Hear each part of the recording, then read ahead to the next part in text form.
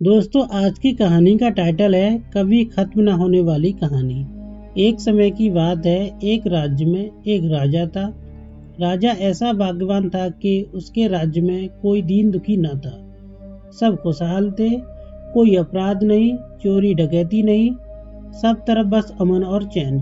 पड़ोसी राज्यों से भी उसके मित्रतापूर्ण संबंध थे।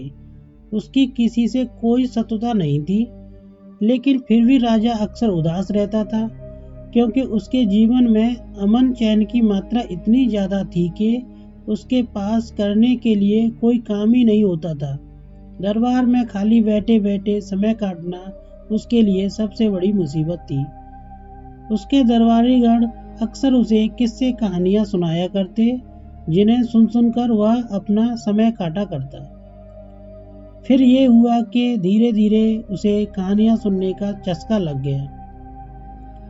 जैसे ही एक कहानी खत्म होती, वह दूसरे दरबारी से कहानी सुनाने का आग्रह करता।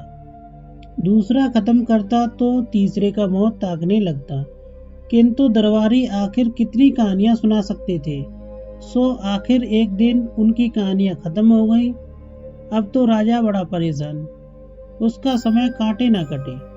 अब भी दरबारी उसके लिए छोटी मोटी कहानियां बनाकर लाते और उसे सुनाते, किंतु उनसे उसका जी न भरता, बल्कि उसकी कहानी सुनने की प्यास और बढ़ जाती। वह चाहता था कि कोई उसे ऐसी कहानी सुनाए जो इतनी लंबी हो जिससे कि उसका जी भर जाए।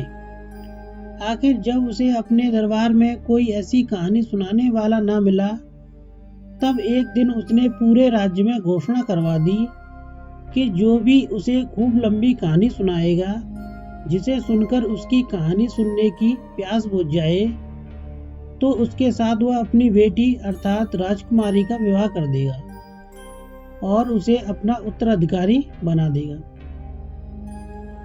किंतु उसने इस घोषणा के साथ एक शर्त भी लगा दी कि यदि कहानी पर्याप्त लंबी न हुई, अर्थात जिसे सुनकर राजा का जी न भरा, तो उस आदमी को जिंदगी भर के लिए जेल में चक्की पीसने के लिए डाल दिया जाएगा। राजा की बेटी बहुत सुंदर थी। कहानी सुनाने के पुरस्कार के रूप में उससे विवाह की बात सुनकर कई लोगों के मन में लालच पैदा हुआ, किंतु असफल होने पर जेल जाने की शर्त सुनकर मन मारकर रह गए। दरअसल राजा कहानी सुनने का कितना बड़ा शौकीन है, ये बात राज्य भर में सभी लोग जानते थे। उसका जी भरना कोई आसान काम न था। बड़ी हिम्मत करके एक आदमी सामने आया। उसने राजा को कहानी सुनाना शुरू किया। उसकी कहानी 3 महीने तक चलती रही। राजा भी बड़े चाव से कहानी सुनता रहा, लेकिन आखिरकार एक दिन उसकी कल्पना शक्ति ने जवाब दे दिया और वह कहानी को आगे बढ़ाने में असमर्थ हो गया। शर्त के मुताबिक राजा ने उसे जेल में डलवा दिया। राजा फिर उदास रहने लगा।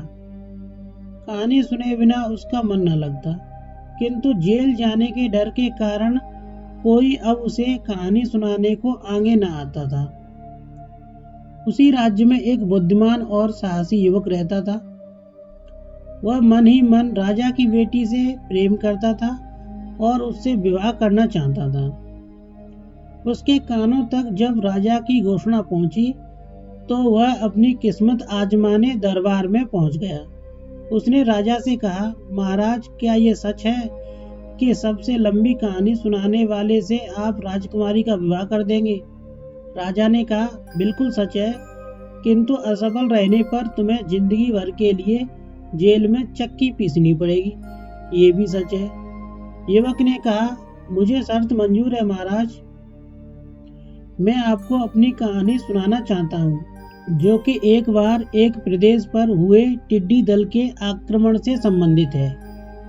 राजा तो कहानी सुनने का तलबगार था ही, तुरंत तैयार होकर कहानी सुनने बैठ गया। युवक ने अपनी कहानी कुछ यूं शुरू की। एक बार एक राज्य था जिस पर हर साल टिड्डी दल का हमला होता था। इससे तंग आकर राजा ने नगर के बाहर एक विशाल गोदाम बनवाया और राज्य भर का सारा अनाज बड़े बड़े ड्रमों में भरवाकर उसके भीतर बंद करवा दिया। जब टिड्डी दल आया तो उसे राज्य भर में अनाज का एक दाना भी नहीं मिला, किंतु टिड्डी दल आगे नहीं बढ़ा बल्कि वही मंडराता रहा और आखिरकार उन्होंने पता लगा लिया कि सारा अनाज इस गोदाम में बंद है, किंतु उसमें प्रवेश का कोई रास्ता नहीं है। अनाज का पता चल जाने के बाद टिड्डियों ने गोदाम में प्रवेश के रास्ते की खोज की और अंततः एक ऐसा सुराग खोजने में सफल रहे जिसमें से होकर एक बार में केवल एक ही टिड्डी भीतर जा सकती थी और अनाज का दाना लेकर वापस आ सकती थी। फिर क्या था, उस सुराग से होकर पहली टिड्डी भीतर गई और अनाज का दाना लेकर बाहर निकल आई। फिर दूसरी टिड्डी भीतर गई और अनाज का दाना लेकर बाहर निकल आई। फिर और दूसरी टिड्डी भीतर गई और अनाज का दाना लेकर बाहर निकल आई। फिर और दूसरी टिड्डी भीतर गई और अनाज का दाना लेकर बाहर निकल आई। उस युवक को यह ऐलान कहते कहते एक दिन बीता, 2 दिन बीते, धीरे धीरे हफ्ता बीत गया। युवक कहानी के नाम पर बस एक ही लाइन कहता जा रहा था। फिर दूसरी टिड्डी भीतर गई और अनाज का दाना लेकर बाहर निकल आई। इसी तरह महीना बीत गया, 6 महीने बीत गए, साल बीत गया, 2 साल बीत गए, पर युवक वही लाइन दोहराता रहा। राजा बार बार एक ही लाइन सुन सुनकर बुरी तरह से उकता गया और एक दिन बोला, नौजवान, आखिर कब तक इस तरह टिड्डियां गोदाम के भीतर से अनाज का दाना लेकर निकलती रहेंगी? युवक बोला, जब तक सारा अनाज खत्म नहीं हो जाता महाराज, क्योंकि टिड्डी दल जहाँ भी हमला करता है वहाँ सपाचट करके ही आगे बढ़ता है। अभी तो गोदाम के सैकड़ों कमरों में भरे हजारों ड्रमों में से 50 ड्रम ही खाली हुए हैं महाराज। राजा हाथ जोड़कर बोला, भाई तू जीता मैं हारा, मैं अपनी बेटी का विवाह तेरे साथ कर दूंगा और तुझे अपना उत्तराधिकारी भी बना दूंगा, किंतु अब ये कहानी और आगे नहीं सुन सकता। मैं अब कोई भी और कहानी नहीं सुनना चाहता। बस फिर क्या था, बुद्धिमान युवक का राजकुमारी से विवाह हो गया और वह राज्य का उत्तराधिकारी बना दिया गया। साथ ही राजा साहब का कहानी सुनने का चस्का भी चला गया। तो दोस्तों, आज की कहानी आपको कैसी लगी ये हमें कमेंट में बताइए, और अगर आपने हमारे चैनल को अभी तक सब्सक्राइब नहीं किया है तो प्लीज़ हमारे चैनल को सब्सक्राइब कीजिए, क्योंकि हम ऐसी ही मज़ेदार कहानियाँ लाते रहते हैं। तो दोस्तों, मिलते हैं किसी नई मज़ेदार कहानी के साथ, तब तक के लिए गुड बाय।